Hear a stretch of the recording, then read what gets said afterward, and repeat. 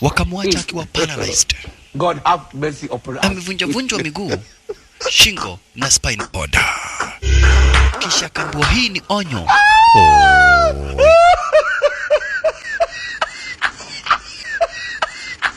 A few moments later. Unanifuza juu ya ugali. Kwanza zenye zimebaki for real unanifuza. Acha hivi. Enda kwenu kabisa. Tunaongea nini? Shika hiyo dera yako imebaki. Kwenda kwenu. Hiyo haifanyikangi kwa Waluya. Unaguzaje sahani ya Mluya, amsufuria ya Mluya akimalizia? Toka hapa. Kwenda. Kwenda. Kwenda.